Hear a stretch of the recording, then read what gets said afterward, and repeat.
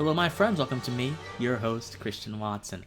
So, my friends, Joe Biden held a very big joint address last night to both houses of Congress to push his agenda and to state the argument as to why his first 100 days were successful. This has been a very big event in the political universe, and there have been a lot of people who are curious about my perspective on the entire thing. And I just want to say, my friends, every time a president, regardless of what party they inhabit, conduct a joint address or a State of the Union, this was a joint address, they're going to naturally, as is endemic to our political existence, they're going to oversimplify things. They're going to use buzzwords. They're going to eschew the laws of logic. They're going to do a whole cadre of things that are not going to allow us to actually examine if their propositions are A, in line with the principles of the Republic, B, if they are actually sensible, and C, if they are actionable in a manner that respects rights. Principles of the Republic, sensible, respecting rights. The sort of trifecta of righteousness it's my personal standard that I use when I'm looking at any principal political proposal. However, you can discern any one of those things by hearing how they present these plans. So, a lot of Biden's presentation last night for his joint address were things that really go beyond the scope of what the government not only should do, but what the government has the capability to do.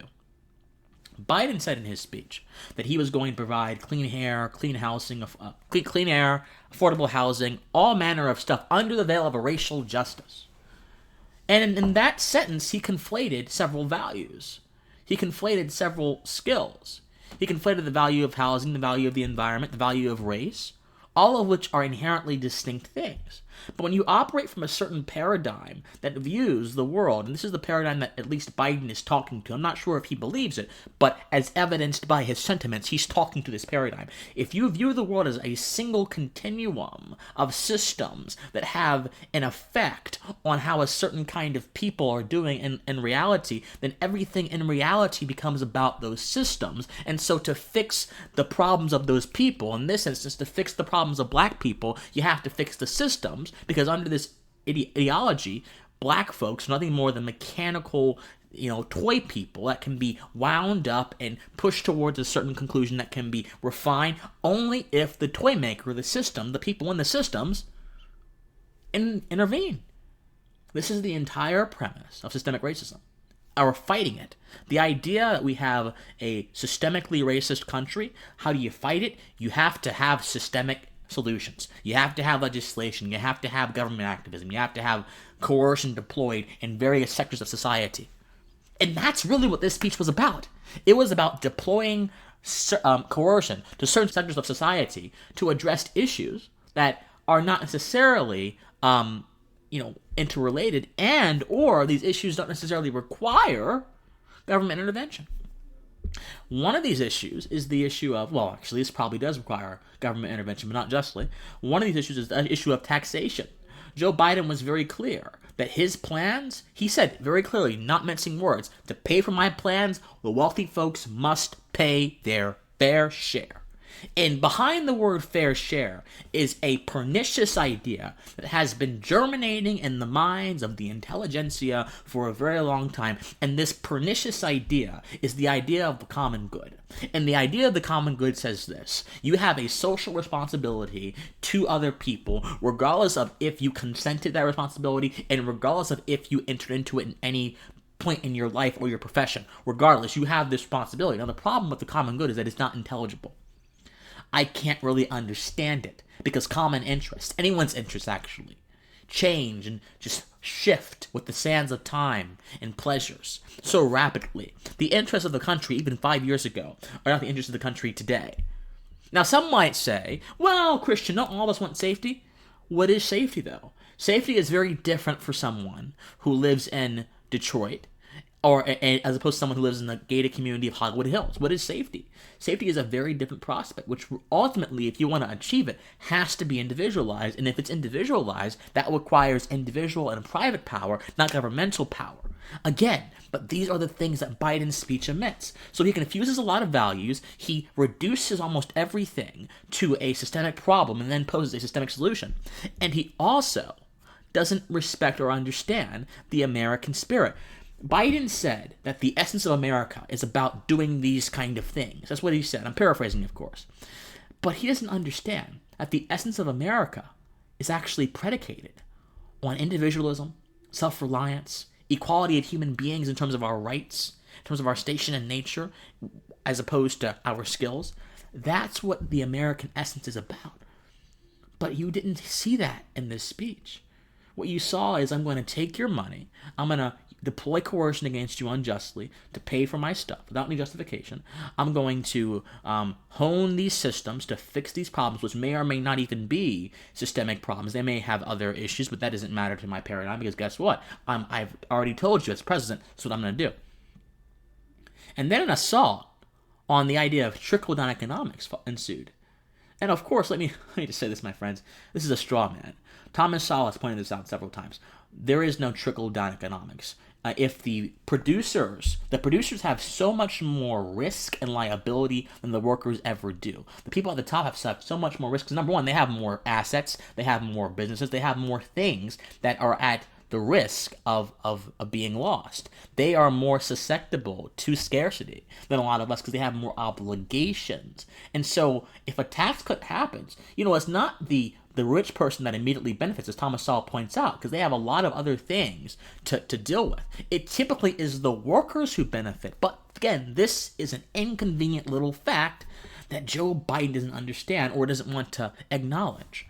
And there was a CNN article that said, oh yes, the most important sentence in this speech was a rejection of trickle-down economics, which is an absolute straw man of an ideology that says you have the right to keep your money regardless of what tax income bracket you are in, regardless of how much you have. You should not be immorally punished for having money.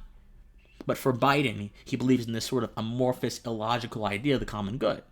So a good majority of his speech is predicated upon an illogical assumption, which, as I mentioned before, and as I just explained, does not go up against scrutiny very well. And then Biden, he says that America's back, and we will fight tyranny with force, militarism, with diplomacy, forceful diplomacy. And it was just so interesting to see every single person, every dovish Democrat clap at a gospel of militarism and belligerence when they formally opposed that. Many Democrats formally opposed that. The idea behind that idea is that America has an obligation to everything in the world. But that's not true, because America's obligations can only be understood in its founding principles, or America's legitimate obligations can only be understood in light of its founding principles. Of course, a lot of presidents undertake obligations that are not in America's legitimate power. And our obligations are simply the obligations to ensure the safety of our citizens, to ensure the protection of individual rights, to ensure that the natural law is carried out in public society, to ensure a non-interventionist government is maintained. And so, in terms of obligations, we have actually deviated very, very, very far from the obligations that reason have told us. But again, for Biden, this is an insignificant fact. This is an insignificant fact. So, in summation, my friends, Biden's speech was nothing more than a lot of buzzwords stringed together, a lot of incorrect assumptions posited as objective truth, and a lot of emotional appeals that stand in for argumentation.